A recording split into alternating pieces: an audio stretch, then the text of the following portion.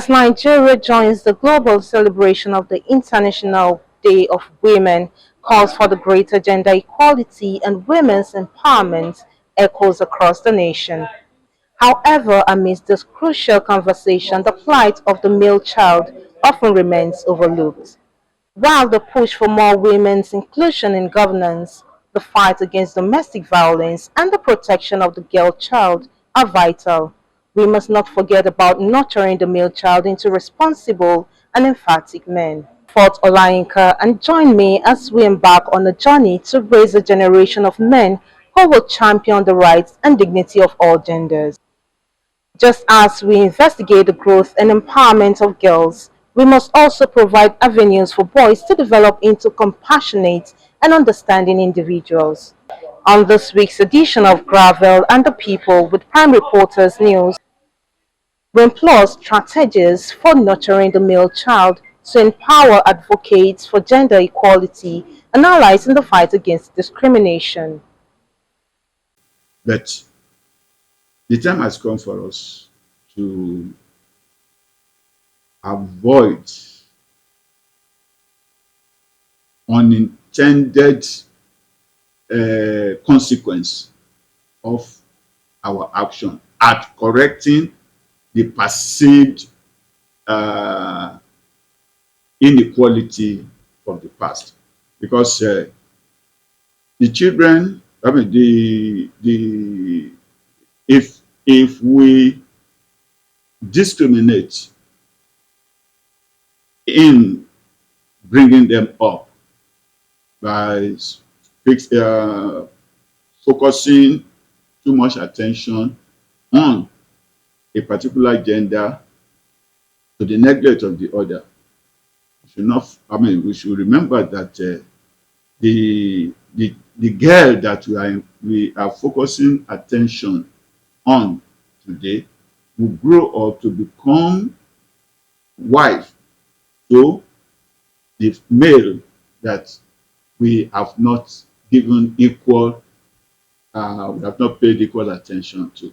So I believe that, moving forward to ensure a peaceful and harmonious society in future, we should bring up our children in an environment that provides equal opportunity for them and avoid discrimination in whatever form. Of these things start from the home.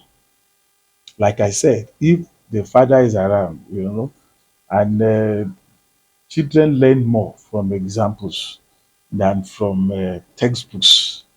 If we don't allow the social media and the television to take the place of parenting, definitely we would see better male children. And if the father also respects the mother and shows that clearly, even before the children, they will take a cue. The male child will definitely take a cue from what the father does. You know, like I said earlier on, it's not everything that has to do with spanking or shouting at and what have you. A lot in the present generation, from my little experience, has to do with examples. Examples. You know, if the father is around and he pays close attention to what the children do in the house, definitely they will be better. You know, and the way the male child grows is very, very phenomenal. If you have a female child that is 3 years older than the male child is most likely going to grow taller by the time he's 15, 16 or 17 in his teenage years than the female child. So we need to let him know that whether you grow taller by 2 meters above your sister is your sister. Give her the respect that she deserves. And then household chores and what have you. These, I believe, are basic things that are missing in the family, in especially modern day families where we have house helps to help us in doing things, where we have people we can call upon in the neighborhood to come and help us take care of very, very little things that the children can, especially the male child, can do. For instance, before my son went to school, we want to trim the flowers in the compound. I tell him to go and take the cutlass. If you don't know how to do it, let me. I will show you how to do it. And if he doesn't do it well, well, somebody will come and help him to do it in an appropriate. So through that, um, I guess he has learned quite a lot of things. So we need to inculcate respect for elders, respect for constituent authorities. We need to also put the fear of God in their mind, not just what they are taught in the mosque or in the church. Even at home, we need to do that so that they can have an all-round development that would, that will mold them and be interested in what they do in school and outside of the school, especially those that are in the boarding houses, in their teenage years, be interested in what they do in the school, occasionally bumping into the school compound to see what they are doing, asking their teachers questions why they are not there, interacting with the head of the school or their housemasters and housemistresses to be able to know how they are faring and what can, not just the academic, it's called he in all the subject. That's not what makes a man, you know.